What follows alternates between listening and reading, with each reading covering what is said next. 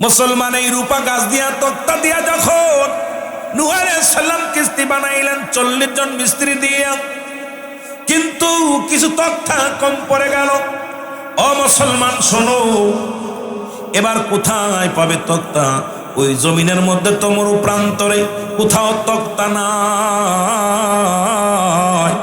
তক্তা শর্ট পড়ে গেল। রব্বুল আলামিনের দরবারে নূহ আলাইহিস সালাম কান্দনগত অবস্থায় কান্দারে ডাক দেওয়া, রব্বে কারীম, তোমার বান্দা বান্দিরে আমি রক্ষা করব, এই প্রাণীকে আমি রক্ষা করব। আল্লাহ, এই জমিনের মধ্যে তোমার সৃষ্টি জগৎকে আমি দেখাশোনা করার দায়িত্ব দিছো আমার আল্লাহ। এখন কিস্তি বানাইতে বলছো, কিস্তির তো তক্তা আমার কম হয়ে গেল। আল্লাহ, তুমি দয়া করে মায়া করে এই তক্তার ব্যবস্থা করে দাও। জোরে জোরে চিল্লায় বলা যাবে না মারহাবা।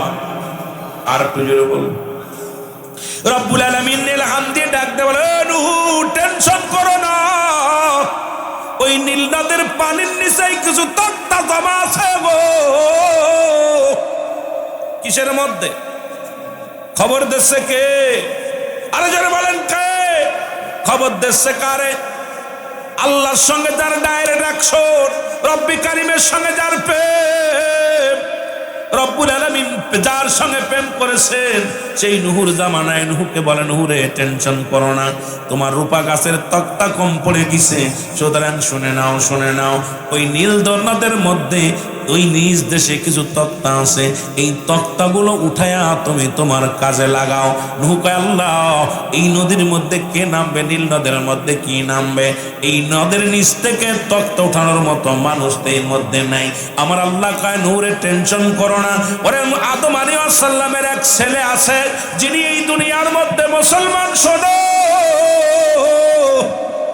ও যুবক, 1200 ফুট লম্বা, অনেক লম্বা মানুষ। ওর ক্ষুদায় কাবু, পৃথিবীর মধ্যে ক্ষুদা তো খানা পাইলে আর কোনো কাজ হয় না। কারণ ও তো ছিল আদম আলাইহিস সালামের এক বিদ্রোহী সন্তান, এই পৃথিবীর মধ্যে বাবার সঙ্গে বিদ্রোহী করেছে। এই দুনিয়ার মধ্যে কয়েক নবী আসা পর্যন্ত দুনিয়ার মধ্যে জিন্দা ছিল। উনি 6 মাস বিশ্রাম করে, আর 6 মাস ওই নীল নদের মাছ ধরে ধরে রোদি শুকায় আর খায়। এই দুনিয়ার মধ্যে ওনার খাবারই হলো মাছ। এই পানির মধ্যে এত লম্বা মানুষটা সাগরের মধ্যে দাঁড়াইয়া দাঁড়াইয়া সাগরের নিজ দেশ থেকে মাছ ধরে ধরে খায়। ধরে ধরে বলেন মারহাবা। আরো যদি বলেন, এ মুসলমান শুনে না, ওনার নাম হলো উস। মারহাবা বলেন। আরো যদি বলেন, এনার নাম হলো উস। এই উজির কাছে যাও, ইনি হলো আদম আলাইহিস সালামের ছেলে। অনেক লম্বা ইতিহাস, আমি বাস্তবতা নিয়ে আলোচনা করতে যাইয়া অনেক লম্বা দিকে চলে গেছি, কারণ আপনাদের বাঁচানোর জন্য। এই যে ভূমিকম্প হচ্ছে, এত গজব, এই যে করোনা ভাইরাস মহামারী এত দেখা দিতেছে, তবু আমরা ঈমান আনতেছি না। এখনো আমরা বদমাইশি ছাড়লাম না, নামাজ ধরলাম না, ঘুষ ছাড়তে পারি নাই, ঘুষ ছাড়তে পারি নাই, জিনা ছাড়তে পারি নাই, ব্যভিচার ছাড়তে পারি নাই, পর্দা করতে পারি নাই। খালি দুনিয়ার প্রেমে, দুনিয়ার প্রেমে আমরা পাগল হয়ে গেলাম। নবীজি বলছে, বালহুয়া খেলাম। এই দুনিয়াটা হলো পচা দুর্গন্ধ মরি। মানুষের চরিত্র হলো কুকুরের চরিত্র। ওই কুকুর যেমন মরি পাইলে খুশি হয়, সে জামানার মানুষ খালি সম্পদ পাইলে খুশি হয়। মরে যাচ্ছে, তাও যদি সোনা দানা যা আছে কবরে নিয়ে যেতে চায়। ও যুবক, কবর তোর জন্য এক পা কবরে চলে গেছে, এখনো জমা জমি নিয়ে হট্টগোল বেঁধে আছে, এখনো দান ধ্যান করতে চায় না, মসজিদে দান ধ্যান মসজিদেও যায় না। মানুষকে হিংসা করি, কারণ এখনো চিন্তা নাই আমার কবরে এক পা চলে গেছে, আর এক পা চলে যাবে, আমার যে কোনো মুহূর্তে মরণ আসতে পারে।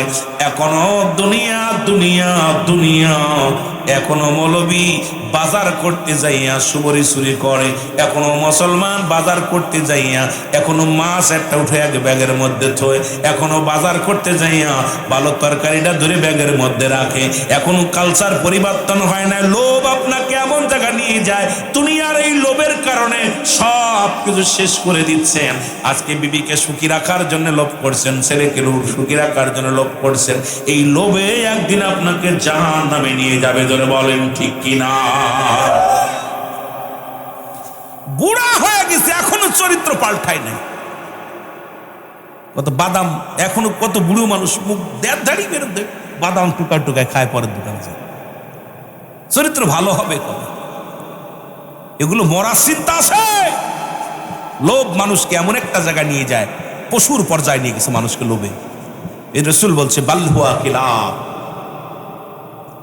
এই দুনিয়াটা লোভ আমাদেরকে হাইর অর্থ মীর মুশাররফ লিখছে, অর্থ অনাথের মূল, অর্থ হাইর অর্থ।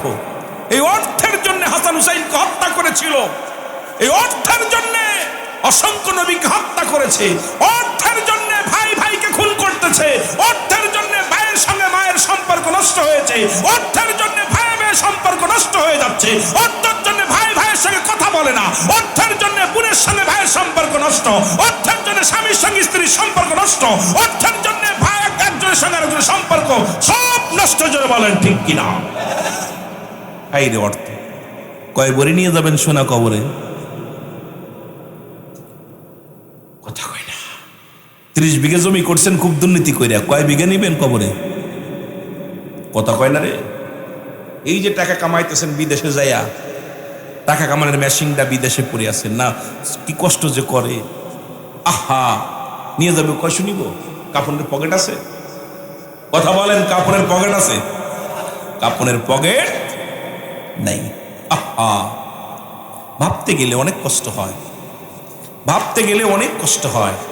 এই মানুষগুলো যদি একবার ভাবতো যে আমি কে, নো দাইসেল, নিজেকে নিজে চিনতে হবে, মান আরাফান নফস, নিজের নফসকে চিনতে হবে, কলবু সালিম, আত্মাটাকে প্রসিদ্ধ করতে হবে। আর কুষ্টিয়ার লালন তো বারবার বলে, আপনাকে চিনতে পারলে যাবে অচিনারে চিনা। নিজকে যদি চিনতে পারেন আপনি কে, আহা, এই মানুষগুলো নিজকে চিনতেছি না। একটু মহব্বতের সঙ্গে দুরূদ শরীফ পড়েন, আল্লাহুম্মা, জোরে জোরে।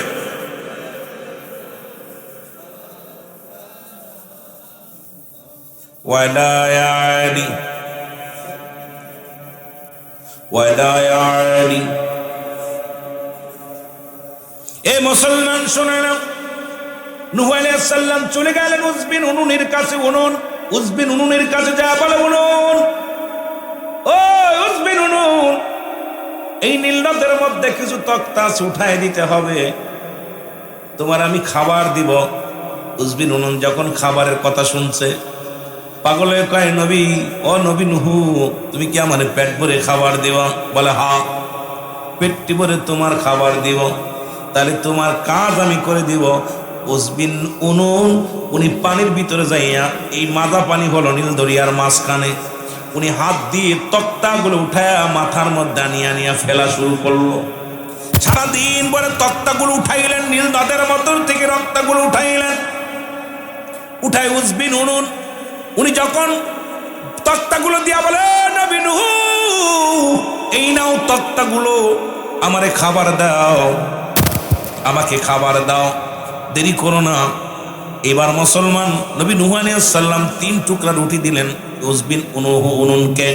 3টা রুটি দিয়া বলে, ও উজবিন উনুন, এই নাও 3টা রুটি, তুমি নাও। 3টা রুটি দেখিয়া উজবিন উনুন খুব রাগান্বিত হলেন। কয়, নবী নূহ রে, তুমি একটা বাজে মানুষ, তুমি একটা নষ্ট মানুষ, কারণ তুমি সারাদিন ভরে আমার তক্তা টানাইলা, এই নীল নদের ভিতর থেকে তক্তাগুলো উঠাইলাম, এখন তুমি আমার সামান্য খাবার দিলাম।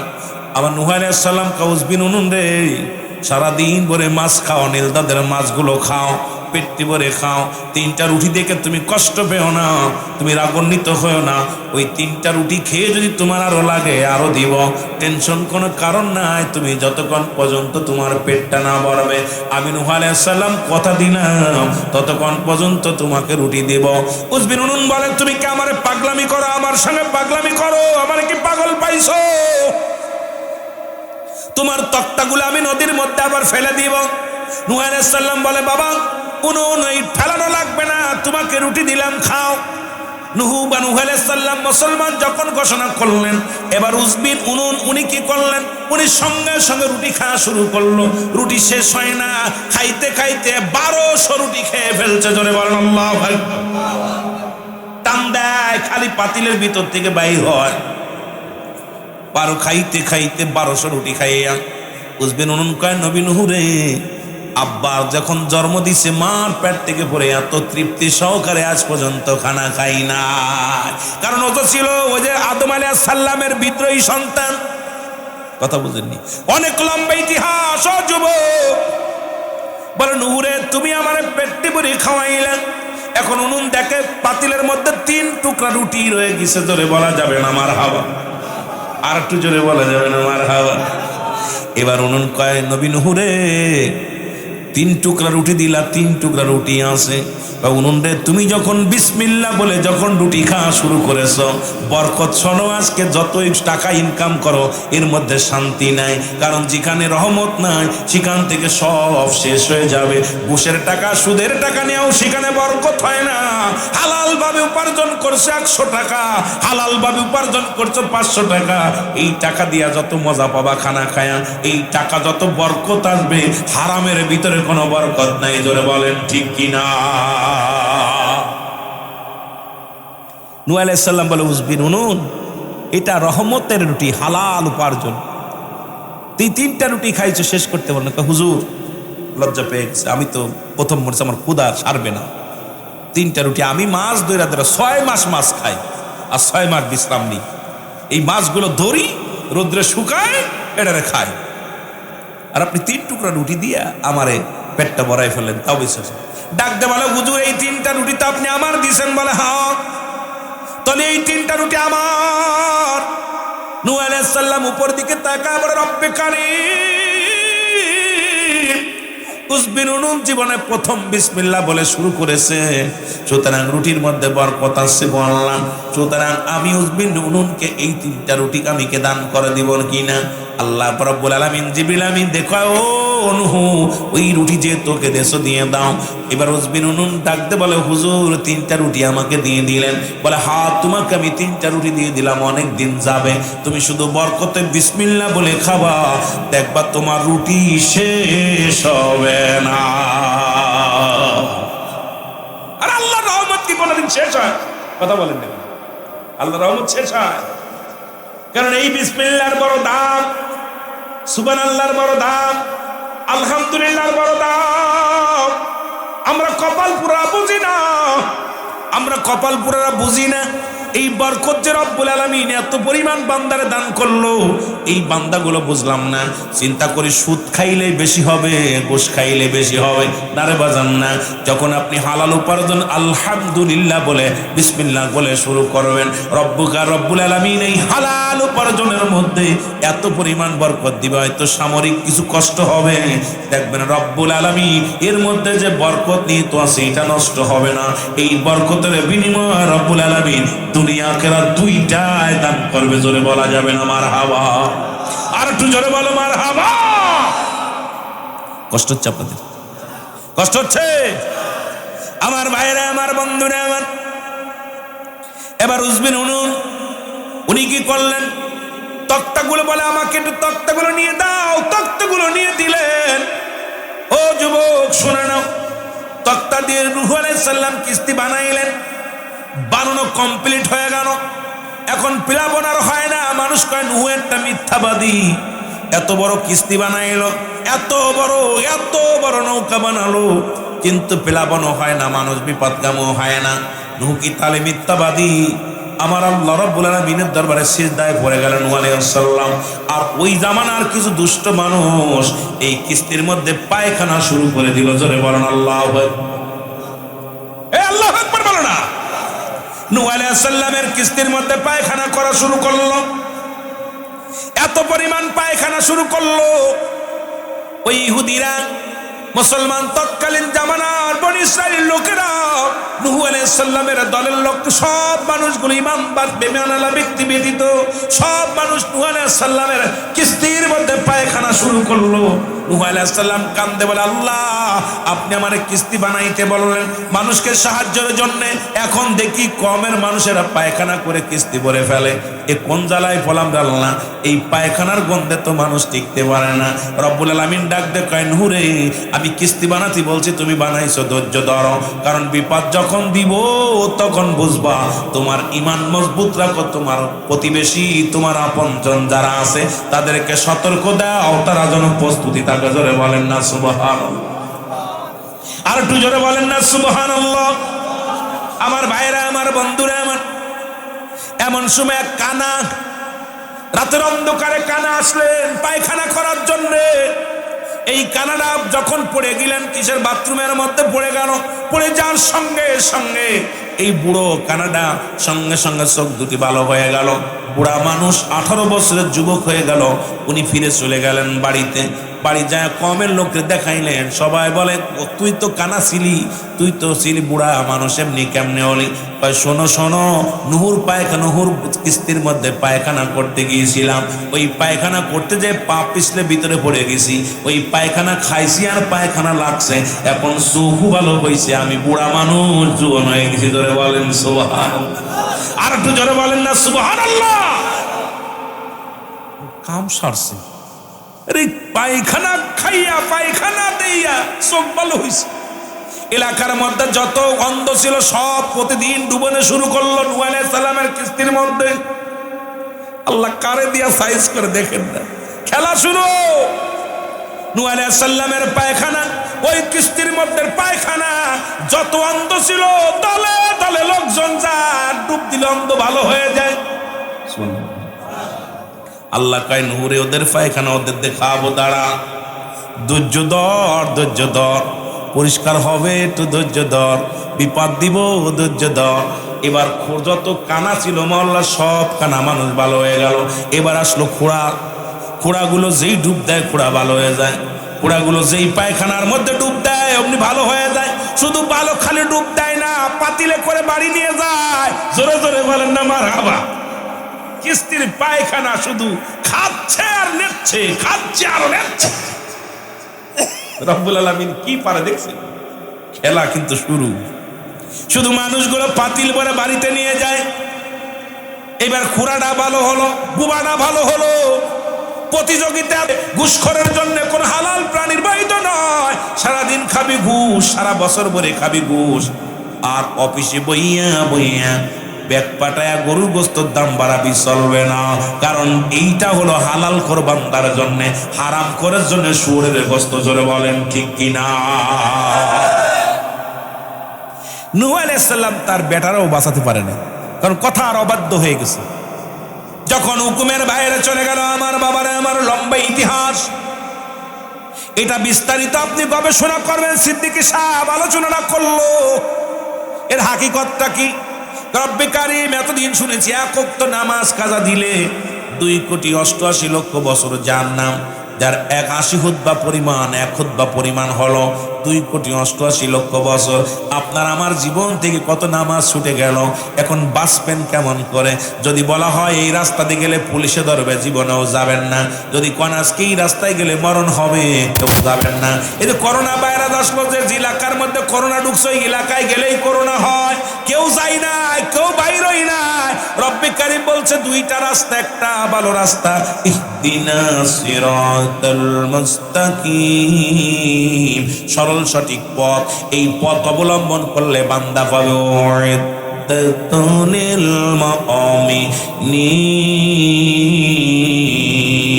আল্লাহ বলে মুমিনদের জন্য, যারা সরল সঠিক পথে চললো, যারা ঈমানি দায়িত্ব নিয়ে চললো, আমি আল্লাহ রাব্বুল আলামিন এদের জন্য রেখে দিলাম 8টা জান্নাত। আর যারা এগুলো সরল পথে চললো না, হালাল খাদ্য খেলো না, হারাম উপার্জন করলো, হারাম উপার্জন করলো, সুদখোর, ঘুষখোর, এ বেনামাজি, জিনাখোর, শোন, তোদের জন্য আল্লাহ রাব্বুল আলামিন রেখে দিল উইদ্দাতুনিল কাফিরিন। কাফের বেঈমান মুনাফিকদের জন্য আল্লাহ রাব্বুল আলামিন রেখে দিল 7টা জাহান্নাম। কিরা কিরা যাবেন একটু হাত তোলেন। বুঝতে পারছি আপনার ওয়াজ শুনতেছেন, মনে করছিলাম মনে হয় অন্য তালে আছেন। বুঝতে পারছি আপনার ওয়াজ শুনতেছেন। তাহলে সুদ খাবেন কিনা কিনা হাত তুলেন, ঘুষ খাবেন কিনা কিনা, কিনা কিনা খাবেন কেউ না। আল্লাহ আমাদেরকে দয়া করে জোরে বলে না আমিন। আর একটু জোরে বলে না আমিন। মহব্বতের সঙ্গে দুরূদ শরীফ পড়েন। আল্লাহুম্মা, কই গেল?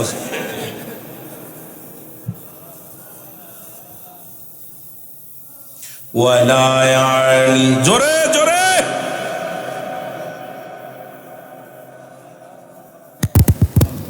আমার মারা শুনেন না, বাবারা, বুঝতে পারবেন যে রব্বুল আলামিন নিষেধ এবং হুকুম দিয়েছেন, যেটা আমাকে আপনাকে দুনিয়া যখন সৃষ্টি করলো আল্লাহ সমস্ত মাখলুকাত বানাইয়া রব্বুল আলামিন একবার ডাক দিয়ে বলেন আলাস্তু বিরাব্বিকুম, আমি কি তোমাদের রব নই, আমি কি তোমাদের প্রভু নই? আমরা সবাই বলেছিলাম কালু বালা, স্বীকার করলাম আপনি আমাদের রব, আপনি আমাদের প্রভু। এখন আল্লাহরে রব বলে মানেন কে কে? একটু হাত তোলে। আল্লাহ বলেন কুল হুয়াল্লাহু আহাদ আল্লাহুস সামাদ লাম ইয়ালিদ ওয়া লাম ইউলাদ ওয়া লাম ইয়াকুল লাহু কুফুয়ান আহাদ। একটু জোরে বলা যাবে না আল্লাহ? এখন যারা আল্লাহর কাছে স্বীকার করছেন আপনি আমাদের রব, আপনি আমাদের প্রভু, স্বীকার করছেন কিনা কিনা? এই করছেন না? যদি কেউ বলে করি না, ওটা বাটপার, সিটার, গুন্ডা, বদমাইশ। কারণ আমরা সবাই বলছি কালু বালা, স্বীকার করলাম আপনি আমাদের রব। এখন আপনি আপনার বিয়ে করছেন, অমুক গ্রামে অমুক নিবাসী, অমুকের পুলার লাগে, অমুকের মেয়ের লাগে বিবাহ, সারাদিন আপনার কাজ করে, রাত্রে যদি আপনার কাছে না থাকে তালাক দিয়ে দেবেন। কর্মচারী যদি আপনার হুকুম না মানে তার কর্মচারী বেতন বন্ধ করে দিবেন। আপনার ড্রাইভার যদি আপনার গাড়ি না চালায় তার বেতন বন্ধ করে দিবেন। আপনারা কামলা নেন না কিনেন, এটা কিনেন কামলা বা জন, এরা যদি আমার ভাই নেছে কামলা, এখন আমার খাতে কাজ করলে উনি কি টাকা দিব? কথা কই না? এরা আমার ওয়াজ আনছেন, এখন যদি আপনাদের ওয়াজ বাদ আর এক জায়গায় ওয়াজ করি আপনারা টাকা দিয়া তো দূরের কথা পিটেনি খাতি হইব। কথা কয় না? কথা কয়। এর রব্বুল আলামিন কয় আমি তোমাদের রব কিনা? সবাই বলছে হ্যাঁ আপনি আমাদের রব। কালু বালা, স্বীকার করলাম আপনি আমাদের রব। এখন রবের কাছে হুকুম নিয়ে রবকে মালিক আমরা স্বীকার করলাম। মালিকের হুকুম যদি না মানি, মালিকের অবাধ্য যদি হয়ে যায়, মালিকের যদি হুকুম অমান্য করে যদি অন্য পথে চলি, তোমার জন্য জাহান্নাম, তোমার জন্য জাহান্নাম। ভাই, একটা মিল কারখানা চালাইতে গেলে, অফিস আদালত চালাইতে গেলে কর্মচারী লাগে। কর্মচারীগুলো হুকুম মানে কার? মালিক। রব্বে কারীম পৃথিবীর সব মাখলুকাতের রব, সে আমাদের মালিক। বলছে আলাস্তু বিরাব্বিকুম, আমি কি তোমাদের রব? বলছে হ্যাঁ।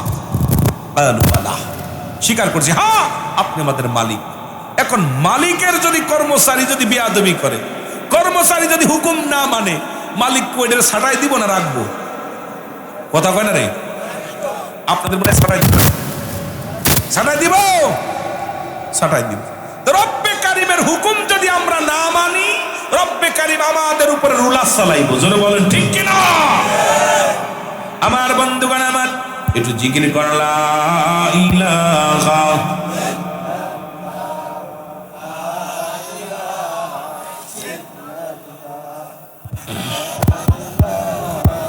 আর জোরে লা ইলাহা। জিনের দাফন আমার পরশনা কাপড়, আমার মায়ের মুক্তি একবার দেখলে পারে, বাবাই মুক্তি একবার দেখলে পারে, শান্তি পাবে জগতে। লাস্টায় আমার পৌঁছাই দিও মায়েরই কোলেতে, রে লাস্টায় আমার। ওরে আমি যদি যাই গো মারা, আমি যদি বিদেশের মাটিতে, লাস্টায় আমার পৌঁছাই দিও মায়েরই কোলেতে, রে লাস্টায় আমার। ও দেশি ভাই রে,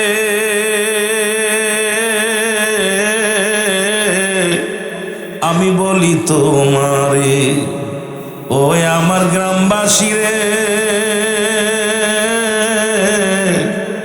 আমার দাবি তোর কাছে। চাচা বলো, চাচি বলো, ফুফু বলো, খালা বলো, মায়ের মতো নয়।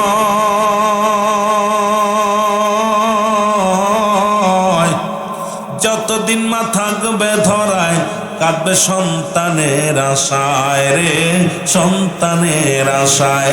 বাবা আসতো তুলে করবে দুয়া, মায়ে হস্ত তুলে করবে দুয়া, নাজাত আমার সন্তান রে, লাশটায় আমার পৌঁছাই দিও মায়েরই কোলেতে, বলো লাশটায় আমার। ওরে আমি যদি যাই গো মারা, আমি যদি যাই গো মারা বিদেশের মাটিতে, লাশটায় আমার পৌঁছাই দিও মায়েরই কোলেতে, বলো লাশটায় আমার। এ মানুষ মুসলমান গভীর মনোযোগ শোনো, কিছু কথা বলে আমি মূল আলোচনায় চলে আসব। কত যুবক বাড়ি ঘর বিক্রি করিয়া, জমা জমি বিক্রি করিয়া বিদেশে পাড়ি জমাইছে টাকার মেশিনটা। দেখা গেল বছর খানে 2-4 বছর পরে কফিনে করে লাশ হাজির হয়ে গেছে শাহজালাল মুসলমান আন্তর্জাতিক বিমানবন্দরে। ও যুবক, প্রতিনিয়ত কত লাশ। ও আমার বাজানেরা, আব্বা মা এই দুনিয়ার মধ্যে না দেখলো ওই জীবিত মুখখানা। ওরে মুসলমান, সন্তানও দেখলো না বাবার মুখখানা, মায়ের মুখখানা। কারণ কখন যেন মালাকুল মউত চলে আসে, কখন যেন বিদায় হয়ে যায় কেউ বলতে পারি না। জোরে জোরে চিল্লায় বলা যাবে না, ঠিক কিনা? একটু মহব্বতের সঙ্গে দুরূদ শরীফ পড়ুন। আল্লাহুম্মা মাইক কেন কেন বলে ওয়াজ করে মজা হয়, মাইক কেন কেন আওয়াজ হয়? ওয়ালা আলি সাইয়্যিদিনা।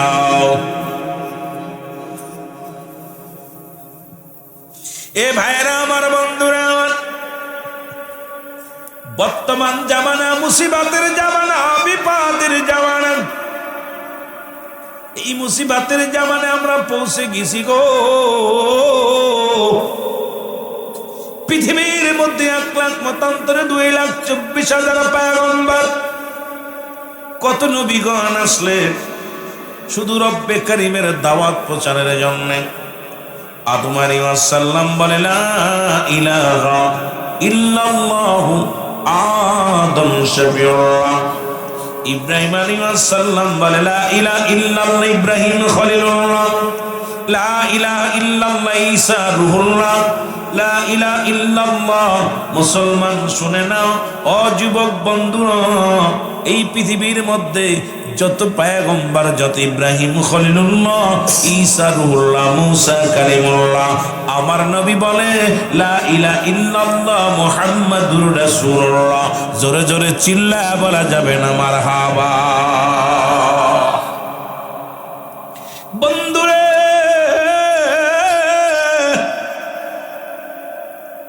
ওই নূহ আলাইহিস সালামের সঙ্গে কিস্তির তুলনা দিলাম, যে কথাগুলো বললাম একটু আগে আসি। নূহ আলাইহিস সালাম গোটাবাসীকে যখন দাওয়াত দিলেন, রিসালাতের দাওয়াত, আমার বাবারা নবুয়াতের দাওয়াত, গোটা বিশ্বের মানুষ নূহ আলাইহিস সালাম বাড়ি বাড়ি যে দাওয়াত দিলেন আল্লাহর এক আল্লাহ, লা ইলাহা ইল্লাল্লাহ, নাই কোনো ইল্লাহ, এক আল্লাহ ছাড়া। আর আমি নূহ আল্লাহর পয়গম্বর, মেনে নাও মেনে নাও। কিন্তু তৎকালীন জামানার মানুষ নূহ আলাইহিস সালামকে হাসি তামাশার পাত্র বানায় ফেললেন। পৃথিবীর মধ্যে নূহ আলাইহিস সালামকে অনেক নির্যাতন করতে লাগলেন। নূহ আলাইহিস সালাম অবশেষে মুসলমান কষ্ট পায় ডাক দেবে, রব্বে কারীম,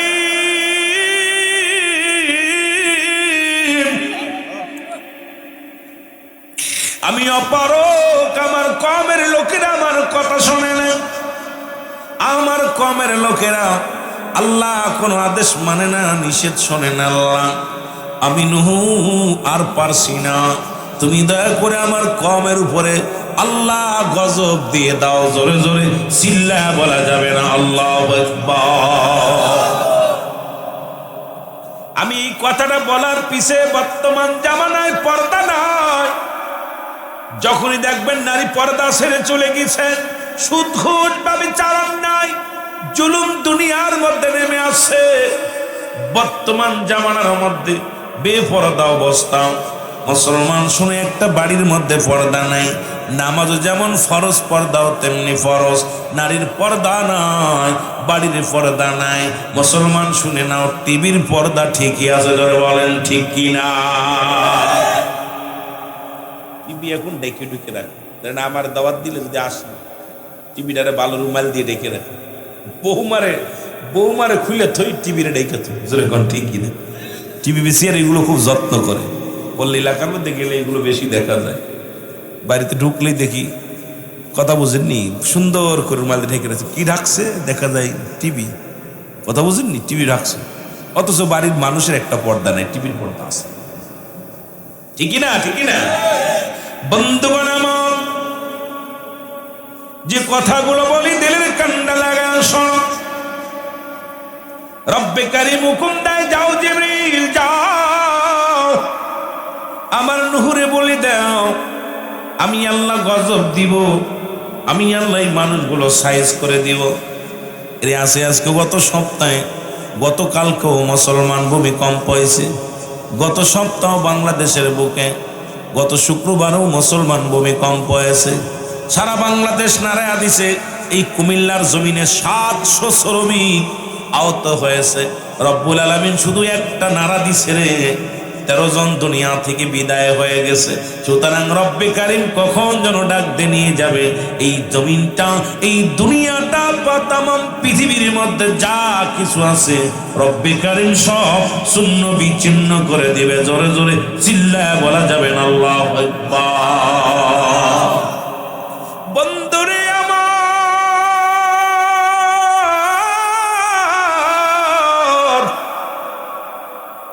রব্বুল আলামিন ডাক দিয়ে বলেন, হুরে আর কান্দিস না, তোর কমিরে আমি সাইজ করব। সাইজ করব কি কব? গতকালকে দেখলাম পাবনার 8টা কুকুর হত্যা হয়েছে। কয়টা? জোরে বলেন কয়টা? 8টা কুকুর হত্যা হয়েছে। কুকুরের জন্য মামলা দিয়া মহিলার গ্রেফতার করছে, অথচ মানুষ মেরে ফেলতেছে দিবালয়ে, মামলাও নাই, পুলিশও নাই। জোরে গণ ঠিক কিনা? আমি বিচার চাই, তবে সবচেয়ে বেশি কষ্ট পাইলাম আমাদের রইস ভাইয়ের হত্যা করলো, বিচার নেই। আরে ভাই, শুধু কোথায়? এ মুসলমান, বাংলাদেশে অসংখ্য আল্লাহর ওলিদের আর অসংখ্য বাংলাদেশে আলেম ওলামারকে হত্যা করা হলো, বিচার নেই। কুকুর হত্যার বিচার বাংলাদেশে হয়, হাস্যকর। তার মানে আমাদের জীবন কুকুরের চাইতে নিকৃষ্ট হয়ে গেছে। যেন বলেন ঠিক কিনা? আসা না কিনা? গত নুরুল ইসলাম ফারুকি ভাই হত্যা হয়েছে, বিচার হয় না। ওই মোস্তফা আমাল আজারি, ওনার বাবা হত্যা হয়েছে। বাকি বিল্লাহ সাহেব হত্যা হয়েছে, বিচার হয় না। অসংখ্য ওলামাকে হত্যা করা হয়েছে, বাংলার জমিনে বিচার হয় না। অথচ দেখলাম দুচোখ দিয়া কুকুর হত্যার জন্য ধৈর্য নিয়ে তারে রায় দিয়েছে। মহিলার পিটমা দাঁতে শিকল দিয়া ধরে টানতে, অবস্থা খুব খারাপ। এর মানে আর বুঝতে বাকি নাই যে আমাদের নামতে নামতে কতদূর নামছে। কথা বুঝ, ওই কালুর মতো কালু বাবা আর নামিস না, যা নামছিস আর নামিস না, ঠিক কিনা? কালুর এই ম্যাজিস্ট্রেট আসছে, কালু আগামী কাল স্কুলে আসবি না। কই কেন? তুই হাবল তাবল গাবাই দিবি, মান সম্মান চলে যাবে, স্কুলে অডিট করতে আসবে। কালু আয়া বেঞ্চের নিচে পলা রয়েছে। কিসের নিচে? বেঞ্চের নিচে। স্যারে যখন সবাই শিখাইতেছে, কালু ভিতরে তোর স্যার আমি আসি। এই কালু তোর না আসতে পারো ছিলাম? স্যার আমি আইসি।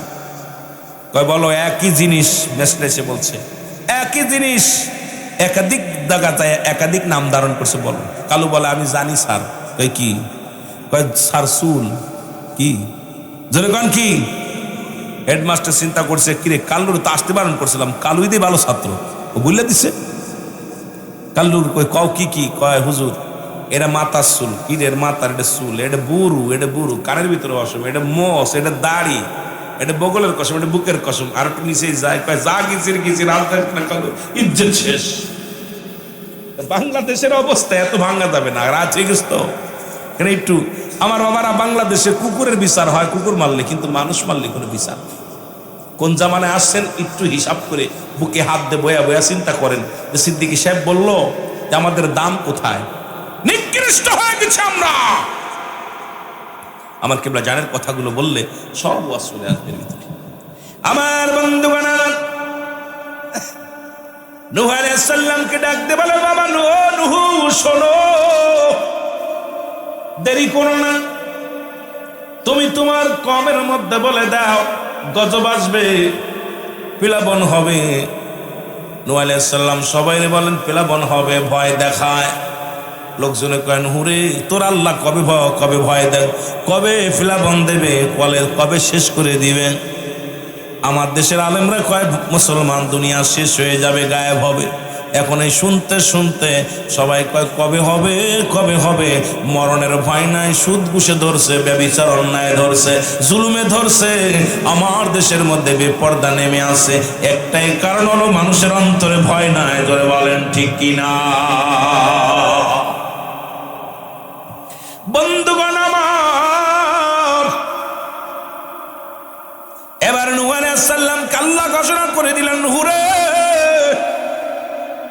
যত মাখলুকাত আছে একটা করে দুইটা করে প্রাণী নিবা, গাছের ফল ফলাদি যা আছে নিবা, জোড়ায় জোড়ায় মানুষগুলো, জোড়ায় জোড়ায় পশুগুলো নৌকা বানায় নিয়ে যাবা। নূহ আলাইহিস সালাম নৌকা বানাবে। এখন নূহ আলাইহিস সালাম তক্তা পাবে কই? নূহ আলাইহিস সালাম ডাকতে বলে, আল্লাহ আমি যে কিস্তি বানাইবো, আমি বিশাল নৌকা বানাইব, তক্তা পাবো কই? রব্বে কারীম আমাকে তক্তা বানাইতে, আমাকে নৌকা বানাইতে বলেন, আমি নৌকা পাবো কই? বোঝানোর জন্য কথাগুলো বলে যায়, আমারা খেয়াল করবেন। নূহ আলাইহিস সালামকে মুসলমান শোনো, তার কওমের লোকের সঙ্গে পরামর্শ করে ডাকতে বলে, আমার কওমের লোকেরা শোনো, রব্বুল আলামিন প্লাবন দিবে, বিশাল গজব দিবে রে। এই গজব থেকে বাঁচানোর জন্য রব্বে কারীম আমাকে নৌকা বানাইতে বলছে, আমাকে কিস্তি বানাইতে বলেছে। এখন আমি কোথায় দাঁড়াই? লোকজন কয়, হুজুর আপনার একটা গাছ লাগাইছিলেন, কিছুদিন আগে একটা ডাল লাগাইছিল, গাছটার নাম হলো রূপা গাছ। জোরে জোরে চিল্লায়া বলা যাবে না মারহাবা? কি গাছ? রূপা গাছ। নূহ আলাইহিস সালাম চলে গেলেন গাছটা দেখার জন্য। কয়েক বছর লাগাইছে গাছটা, ৬,০০০ ফুট লম্বা, ৬০০ লম্বা ফুট, ৬,০০০ ফুট লম্বা। মুসলমান ৪,০০০ প্রস্তর লাভ করেন, বিশাল লম্বা গাছের ডালপালা হয়ে গেছে, ৬,০০০ ফিট লম্বা, ৪,০০০ মুসলমান দোস্ত এ মামার গর্ব নিয়ে বিশাল লম্বা, বিশাল মোটা গাছের সাইজ হয়ে গেছে। নূহ আলাইহিস সালাম গাছের কাছে দাঁড়াইলেন, কিন্তু এলাকার মানুষগুলো সব বিদ্রোহী ঘোষণা করলেন, নূহ রে, এই গাছ কাটা যাবে না, কারণ আমরা এই গরমের সময় গাছের নিচে ছায়া নিই, আর মানুষগুলো শীতল হয়ে যায়, এই গাছটা আমাদের শান্তি দেয়, গাছটা কাটতে দিব না। নূহ আলাইহিস সালাম এই মুসলমান শোনো, অনুরোধ করলেন, আমি এই রূপা গাছ দিয়ে কিস্তি বানাইব, একটা তক্তা দিয়ে তো ফারাইয়া তক্তা বানাইব, তক্তা দিয়ে একটা নৌকা বানাবো। এই নৌকার মধ্যে আমার কওমের লোকদেরকে আমি কি করব? তাদেরকে আমি বাঁচাইব, কারণ রব্বুল আলামিন কিছুদিনের মধ্যে কি দিবে? প্লাবন দিবে। আল্লাহ কয় কুল্লু মান আলাইহা ফান, আল্লাহ কয় বান্দারে এই জমিনটা আমি রাখবো না, এই জমিনটা আমি চূর্ণ বিচূর্ণ করে দিব।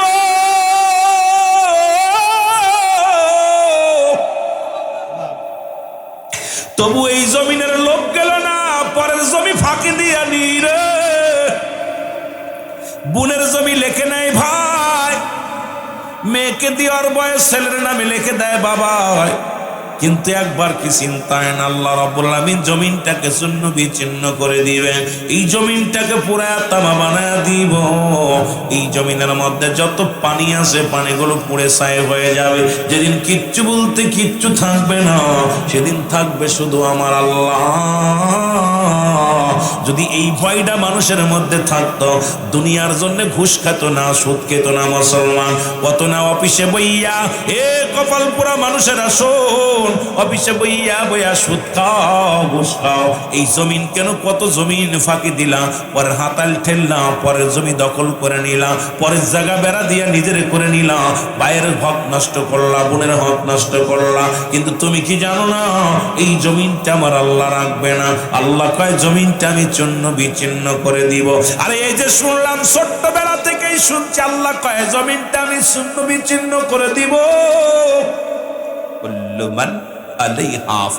ছোট্টবেলা থেকে ওয়াজ শুনতেছি, আল্লাহ কয় আমি জমি আসমান জমিনের মধ্যে যা কিছু আছে সব আমি চূর্ণ বিচ্ছিন্ন করে দিব, থাকবো শুধু আমি। এখন আমরা গোলামি করব কার?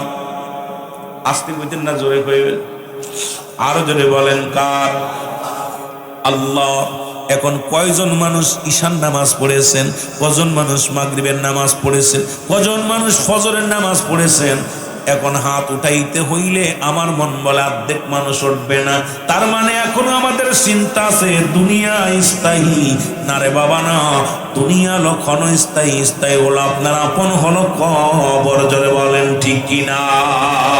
আর একটু জোরে জোরে চিল্লায় বলা যাবে না ঠিক কিনা? এখন যদি আমি কই ভাই হাত উঠান দি, থাকবে আল্লাহ আল্লাহর গোলামি কিরা কিরা করছেন। আর নফল নেই তো, রোজা ঈদ ওয়াজ শুনতে নফল বন্দেগি শুনলে সব আছে, না শুনলে গুনাহ নাই। কিন্তু নামাজটা ছেড়ে দিলে, সে যদি শরীয়তের বিধান ছেড়ে দেয়, নামাজ কাফের এবং মুসলমানদের মধ্যে পার্থক্য হলো নামাজ। এখন যদি বলি ভাই নামাজ কয়জন পড়ছেন, মাশাআল্লাহ, হয়তো আমার মন বলে যে আপনাদের চেহারা দেখে মনে হচ্ছে যে আপনাদের ভিতরে অর্ধেক মানুষ নামাজি উঠবেন না। আমার বিশ্বাস বাকিটা আল্লাহ ভালো জানে।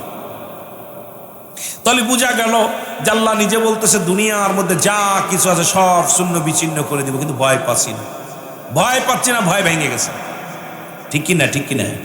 আমার বন্ধুগণ, আমার ও মুসলমান শোনো, এর নূহ আলাইহিস সালামের সঙ্গে বিদ্রোহী ঘোষণা করে দিলেন এলাকার মানুষগুলো। নূহ বলে আমার এই মানুষগুলো বাঁচাইতে হবে, রব্বে কারীম আমার হুকুম দিছে। খেয়াল করবেন আলোচনা কোথায় থেকে কোথায়, যে আলোচনাগুলো মূলধারাগুলো খেয়াল রাখবেন। নৌকায় রব্বে কারীম আমারে ঘোষণা করে দিছে কিছুক্ষণের মধ্যেই, কিছুদিনের মধ্যেই ফেলাবন হবে। এই বান্দা রব্বুল আলামিনের গোলাম আমি, আমাকে বলছে প্লাবন হওয়ার আগে এই ইমানদার মানুষগুলো কোথায়তের মধ্যে। এখন আমি এই কাজের জন্য ব্যস্ত, আমি নৌকা বানাবো, আমার সহযোগিতা তোমরা করো। লোকজন কয় না, আমরা বেঁচে থাকতে এই রূপা গাছ কাটতে দিব না। এর নূহ আলাইহিস সালামের একজন উম্মত ছিলেন, নাম হলো আহম। নাম আহম। ওর গায়ে বড় বল। আহম এসে বলে ইনি হলো আল্লাহর পয়গম্বর নবী নূহ। তোরা হলি সাধারণ পাবলিক, তোরা হলো সাধারণ পাবলিক। আল্লাহর নবী নিজের মন গড়া কথা বলে না। রব্বুল আলামিন যেহেতু ঘোষণা করেছে প্লাবন হবে, এর মধ্যে কোনো সন্দেহ নাই। আর নূহ আলাইহিস সালাম যেহেতু বলেছে প্লাবন হবে, এই জমিনের মধ্যে উল্টা পাল্টা করে দিবে আমার আল্লাহ। সেহেতু আমি আহম বলতেছি, তোরা এত যদি পারো হ্যাডাম থাকে, আমি আহমের সঙ্গে লড়ো। এই সবাইকে গুতুগাতা মেরে সবাইকে পরাজয় করে আহমের গায়ে বল বেশি। গাছটা কেটে বলেন আল্লাহর নবী নূহ টেনশন করেন না, কারণ আপনি সত্য বলেছেন, বিপদ আসবে, বিপদ আসবে, বিপদ আসবে, এর মধ্যে কোনো সন্দেহ নাই। আমি গাছটা কেটে দিলাম। আহম গাছটা কেটে দিলেন। এইবার আহম গাছটা কাটিয়া গাছটারে সুন্দর করে ফাড়াইলেন, ফাড়াইয়া তক্তা বানাইলেন। তক্তা দিয়া 40 জন মানুষ নিযুক্ত করলেন। 40 জন ব্যক্তি মুসলমান মিস্ত্রি লাগাইয়া দিলেন। মিস্ত্রি লাগাইয়া বিশাল বড় কিস্তি তৈরির কাজ শুরু করে দিলেন। জোরে জোরে চিল্লায়া বলা যাবে না মারহাবা। আহমের বিশ্বাস যে আল্লাহর নবী মিথ্যা বলতে পারেন। আরে আমার নবী বলছে এই দুনিয়া শেষ হয়ে যাবে। এই দুনিয়া কেমনি থাকবে? এই দুনিয়া দেখতে সুন্দর, মায়া ভরা ঘর।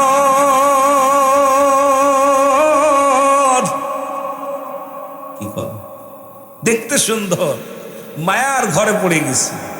আইসো একা যাইবা একা, কিসের অহংকার তোমার, কিসের অহংকার। কুল্লু নাফসিন যায়কাতুল মাউত। আমার আল্লাহ বলছে প্রতিটা প্রাণীর মৃত্যুর স্বাদ গ্রহণ করতে হবে, তারপরও ঘুষ ছাড়ে না, তারপরও সুদ ছাড়ে না, তারপরও জিনা ছাড়ে না, তারপরও নামাজ পড়ে না, তারপরে মিথ্যা কথা বলে, তার মানে কি ওদের কি ভয় নাই মরণের? আল্লাহ বলছে প্রতিটা প্রাণীর মৃত্যুর স্বাদ গ্রহণ। মরণ নাই কার কার একটু হাত তুলি। ও ভাই, কার কার মরণ একটু হাত তুলি দেখি। কেউ নাই। সুদ খাবেন কিনা কিনা একটু হাত তুলে, ঘুষ খাবেন কিনা কিনা, দুর্নীতি করবেন কিনা। আহা, জন্ম যার আছে মৃত্যু তার আছে, স্রষ্টার মৃত্যু নাই, সৃষ্টির মৃত্যু আছে। যেটা বলেন ঠিক কিনা? আমি যেদিন দুনিয়ার মধ্যে আছি আমাকে মরতেই হবে। এ মৌলবী সাহেব, আলেম সাহেব, ইমাম সাহেব, দুর্নীতিবাজ এমপি মন্ত্রীরা শুনে নাও, মাতবাররা শুনে নাও, চেয়ারম্যান মেম্বার শুনে নাও, যেদিন তুমি দুনিয়ার মধ্যে আসছো তোমার মরণের পেয়ালা পান করতে হবে, বেঁচে থাকা যাবে না। ফিরআউন নমরুদ কারণ খোদাই দাবি করলো, তারাও চিরদিন নাই, আমি আপনি চলে যাব। তাহলে কিসের এত অহংকার, কিসের এত মুসলমান গৌরব, কিসের এত মুসলমান তাকাব্বুরি? কারণ এই দুনিয়ার মায়া ছেড়ে চলে যেতে হবে, থাকার জায়গা না। কারণ রব্বে কারীমের ঘোষণা, প্রতিটা প্রাণীর মৃত্যুর স্বাদ গ্রহণ করতে হবে। জোরে বলেন ঠিক কিনা? ঘোষণা কার? আল্লাহ কি মিথ্যা কইছে? জোরে বলেন মিথ্যা কইছে? আল্লাহ রাব্বুল আলামিন যেটা বলেন, কারণ স্রষ্টা থাকবে, সৃষ্টি থাকবে না। সৃষ্টি জগতে যা কিছু আছে সব কিছু চূর্ণ বিচ্ছিন্ন করে দিবে কে? আমার আল্লাহ রাব্বুল আলামিন সব কিছু চূর্ণ বিচ্ছিন্ন করে দিবে। সুতরাং মুসলমান শুনে নাও, এই জমিনটা যার জন্য কামাইলা, কার জন্য কামাইলা? এই দুনিয়ার মধ্যে কামাই করো, আমল করো, মুসলমান নেক আমল করো, যেটা কাজে লাগবে কবরে হাসরের ময়দানে কাজে লাগবে, আর সব কিছু চূর্ণ বিচ্ছিন্ন হয়ে যাবে। এই জন্য আপনাকে আমাকে আমলের দিকে নজর রাখা লাগবে। দুনিয়া ছেড়ে দাও, দুনিয়া ছেড়ে দাও, দুনিয়া ছেড়ে দিয়ে আখিরাত মুখী হও। কবরের চিন্তা করো, কবরের সামিয়ানা বানাও। জোরে জোরে বলেন ঠিক কিনা? বন্ধুগণ আমার, যে কথা বলি, ও যুবক, কিছু তক্তা কম পড়ে গেল।